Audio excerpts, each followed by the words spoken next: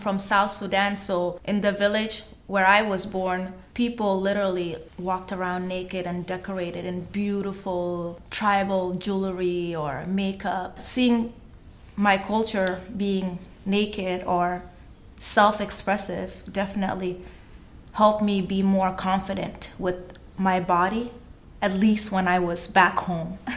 But when I came to America, no, I didn't feel that confident. South Sudan have been going through a civil war for over 2 decades.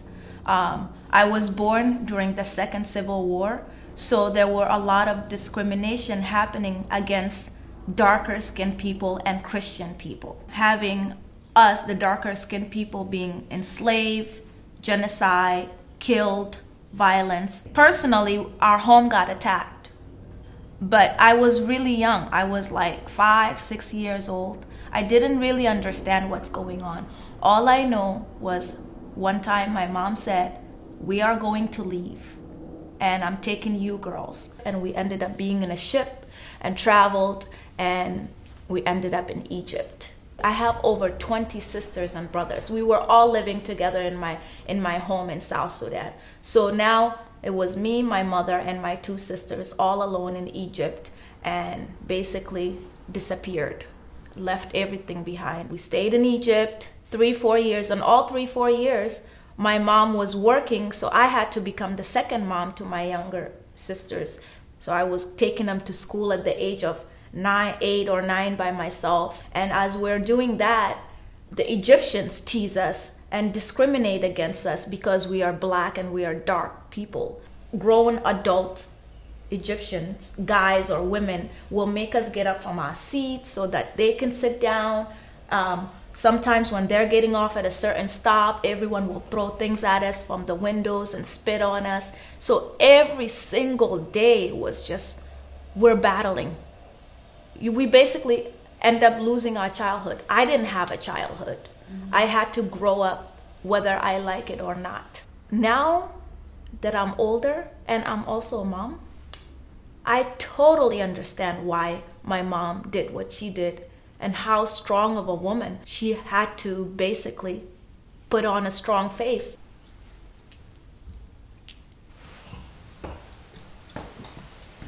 Finally, we got our sponsorship.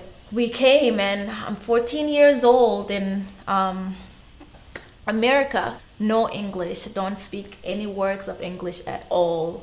No friends and no people that we can connect or relate to. We were in a dangerous place. We were living in the projects. Like, there were crazy things happening in our building all the time. Drugs, prostitution, whatever. It opened our eyes that, you know what? The problem is not only in our country. There's problems all over the world. My mom did her research, found some relatives in San Diego within 3 months because she knew this was not the environment I want to raise my children in. And we were all going to school, the same school together. And then that's when all hell broke loose about more discrimination. But now the discrimination is coming from people who are like us, black people. Were you in a mostly black school? Yeah, mostly black, Hispanic, and like a little bit of whites. At this point, I was completely insecure about my look, myself, my skin, my skinniness, because people always commented, "Oh my God, you're so skinny." You think you're not hurting me by saying that? Sometimes I felt like I wish I was somebody else. I wish I was born into a different family. We have been made to feel so bad about the darkness of your skin to the point where some of us secretly think about bleaching their skin and becoming lighter.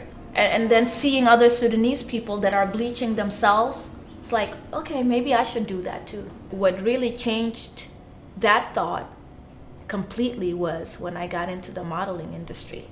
Because now my ugly dark skin that I have been made fun of, it's so fabulous in the industry. People love it.